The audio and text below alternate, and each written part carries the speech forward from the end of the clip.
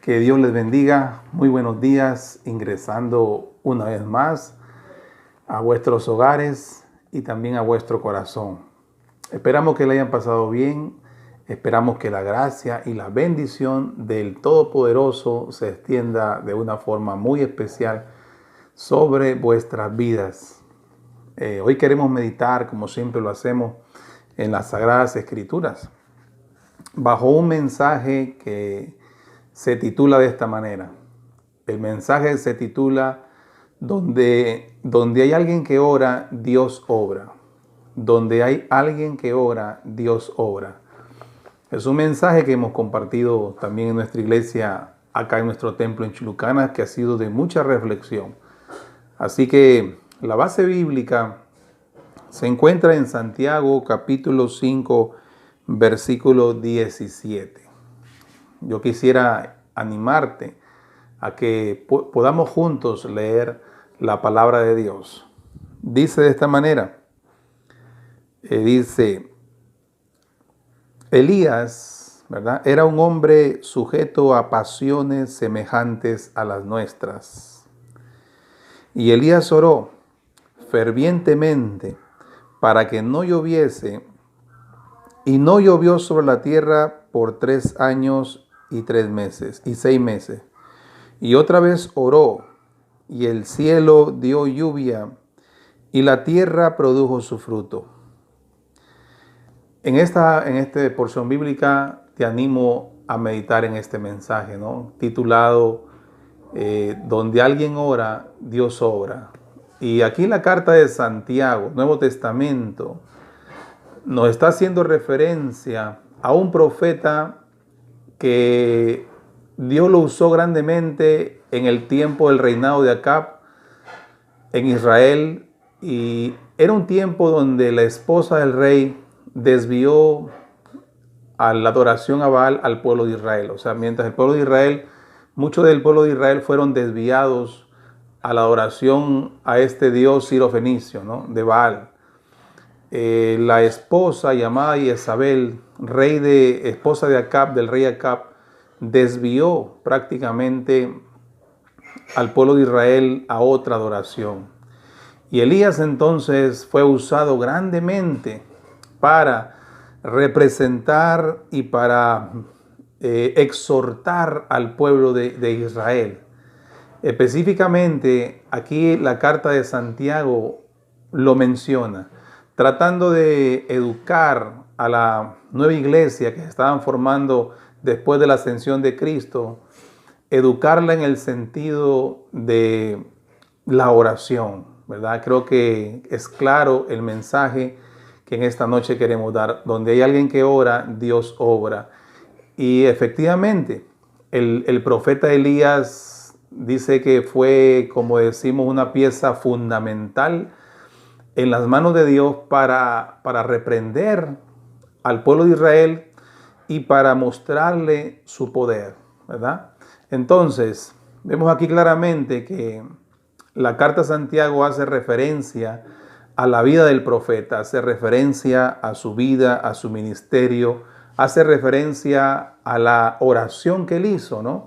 A la oración que él hizo para que no lloviese. Imagínate, durante 3 años y 6 meses no llovió, vino una sequía tremenda, un hambre tan grande que vino producto de la oración de Elías y vino producto también de la reprensión del pueblo de Israel.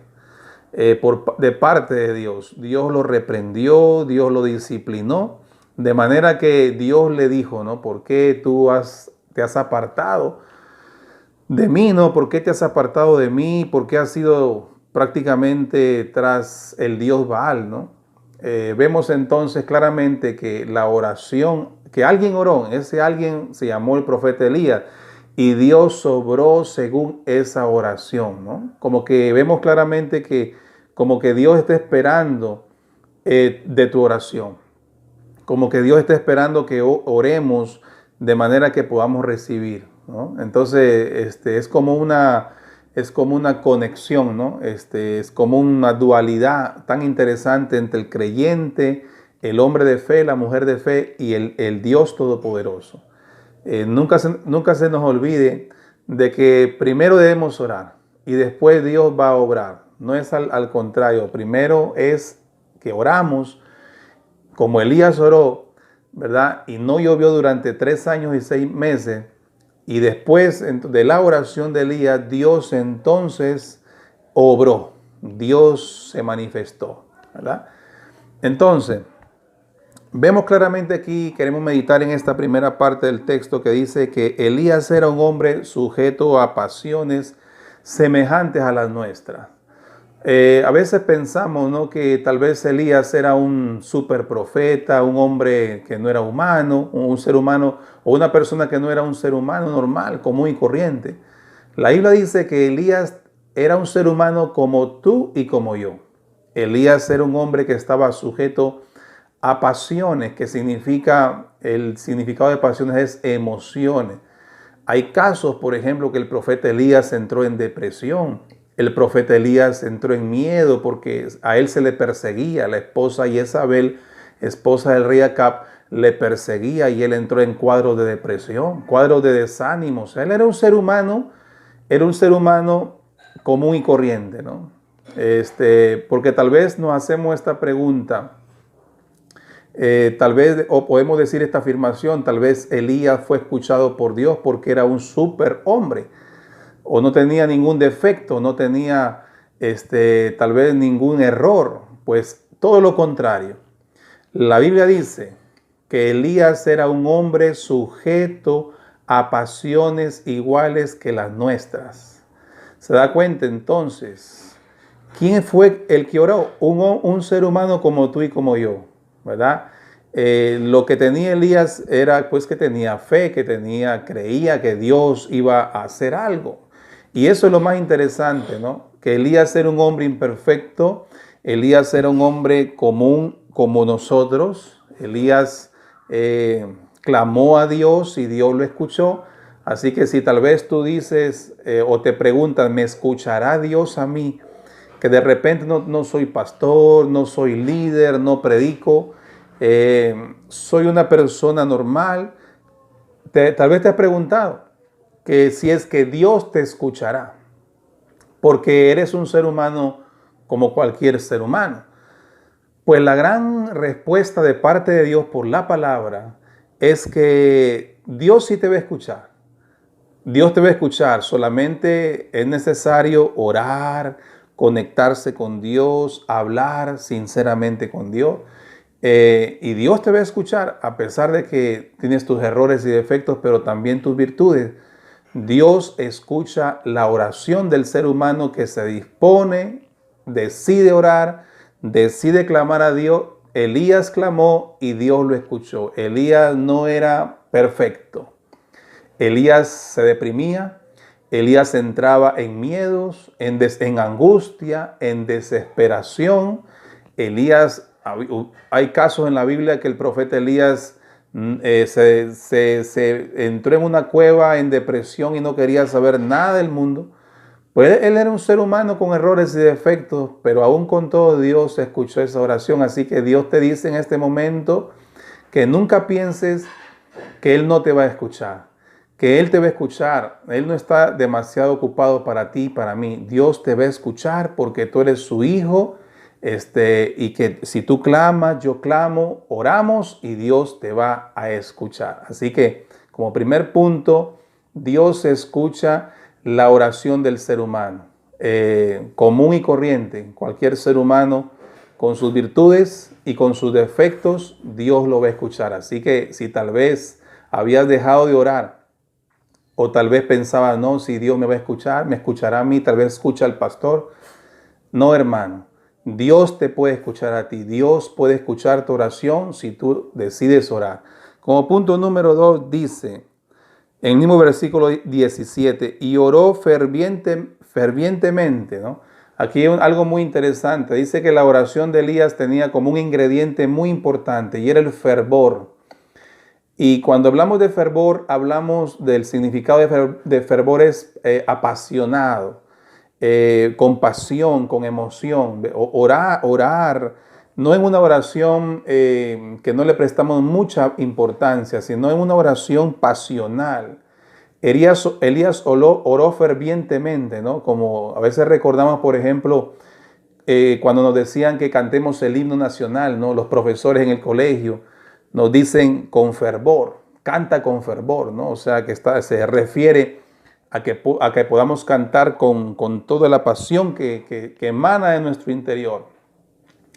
Pero cuando dice la palabra del Señor que Elías oró fervientemente, se estaba refiriendo entonces de que Elías le puso todas sus emociones, todos sus sentimientos, oró con fervor a Dios, oró con ánimo, oró con pasión. Esa fue la oración de Elías. Oró fervientemente, dice claramente el texto, fervientemente. O sea que Elías no es que hizo una oración así como decimos a la ligera. No hizo una oración tal vez que no le dio mucha importancia, no. Elías le puso la importancia y no lo hizo a la ligera. Elías oró fervientemente creyendo de que Dios estaba ahí, creyendo de que lo iba a escuchar. Y dice que Dios pues envió la bendición. Así que la pregunta que nos hacemos, ¿cuál es el ingrediente tan importante dentro de una oración? Pues el ingrediente más importante, yo podemos decir, es que la oración tenga tu fervor. Esa oración, que esa fe tenga un fervor, que esa oración tú puedas clamar a Dios profundamente, entendiendo que Dios está ahí, entendiendo que Dios te escucha y que no está ocupado, ponerle el fervor, y eso es lo que hizo Elías. Como punto número 3, meditando en este pasaje, dice aquí que el motivo de Elías de la oración fue para que no lloviese. Así dice, oró fervientemente para que no lloviese, ¿no? Entonces vemos claramente como punto número 3. Específicamente, Elías tenía dirigida su oración a un pedido, ¿verdad? Dijo Elías, Señor, te pido para que no llueva, de manera que el pueblo de Israel sea exhortado y el pueblo de Israel sea reprendido. O sea, Elías oró con un motivo específico, él describe prácticamente lo que él estaba pidiendo a Dios. Él le dice, Señor, mi oración es para que no llueva, ¿verdad? Entonces Elías fue específico, Elías fue descriptivo, él no hizo una oración tan generalizada, sino que le habló directamente a Dios lo que él estaba pidiéndole. Lo que el pueblo necesitaba en ese momento era ser exhortado por una prueba, y eso es lo que Dios prácticamente envió. Entonces, aquí nos enseña la palabra a que toda oración debe tener un motivo claro. Es bueno hablarle a Dios. Por ejemplo, si tu motivo es de que tus hijos puedan congregarse en una iglesia, tienes que decirle de esa manera, yo te pido, Señor, que mis hijos congreguen, yo te pido, Señor, que mis hijos se acerquen a ti. Si tal vez tienes un pedido por tu esposo, tal vez tu esposo, ¿verdad? No sé, tal vez no siempre anda en vicios, en cosas negativas, pues habla específicamente sobre eso con Dios. Dile, Señor, yo te pido que mi esposo, tú hagas un milagro para que él deje de tomar, él deje de consumir algún tipo de vicio. Y de esa manera somos específicos. Tenemos una petición clara ante los ojos del Señor, ante la presencia del Señor. Y eso es lo que hizo Elías. Elías fue específico y dijo, yo quiero orar para que no llueva. Y la Biblia dice, ¿no?, que él directamente le habló a Dios sobre ese punto. ¿Y qué sucedió después? Dice, y no llovió sobre la tierra por 3 años y 6 meses. Imagínate, cuando alguien está orando, Dios está obrando, ¿verdad? Cuando alguien ora, Dios obra. Es tan importante que sigamos orando. Dice que Dios le contesta, imagínate, como en la cuarta parte, dice que Dios le contesta la oración a Elías y la petición que Elías le estaba haciendo. Esa petición era que no lloviera. Y Dios lo escuchó. Imagínate, él era un hombre común y corriente, ¿verdad? Él era un ser humano con errores y defectos. Él oró fervientemente, le dijo, Señor, te pido que no llueva. Y dice que Dios le contestó, y la palabra dice que no llovió durante 3 años y 6 meses. Imagínate cómo Dios contestó la oración de un hombre común y corriente como el profeta Elías, un hombre de fe común y corriente. Y es así cuando tú y yo, ¿verdad?, nos abrazamos de la oración, de la fe. Hermanos, Dios nos contesta nuestras oraciones. Dios nos contesta. Yo venía orando para que nos permitan abrir los templos en Chulucanas. Y gracias a Dios, Dios nos ha escuchado y mire que ya estamos haciendo unos cultos semanales, ¿verdad? Tratando de en medio de esta pandemia avanzar a congregarnos, y Dios ha escuchado nuestras oraciones y así muchas oraciones que hacemos a nivel familiar y a nivel también congregacional. Dios escucha nuestras oraciones. No solamente me escucha a mí, también te puede escuchar a ti. Dice que Dios le contestó a Elías, porque ¿sabe qué? Porque para Dios no hay nada imposible. Dios es todopoderoso. Tal vez para nosotros es imposible que no lloviera 3 años o 6 meses, pero para Dios no era imposible. Dios calculó más o menos 3 años y 6 meses como una prueba para el pueblo de Israel. Imagínate, no llovió, no había cosecha, la gente estaba con hambre. Y entonces muchas personas preguntaban, ¿qué está pasando? ¿Por qué Dios ha enviado esta sequía? Pues ahí Elías aprovechaba y predicaba sobre que el pueblo debería volverse de la adoración a Baal, volverse al corazón de Dios. ¿Se da cuenta, hermano? Vemos claramente entonces cómo Dios escuchó la oración del profeta Elías y también va a escuchar tu oración si tú lo haces con fervor y con mucha fe. ¿Qué más dice el texto?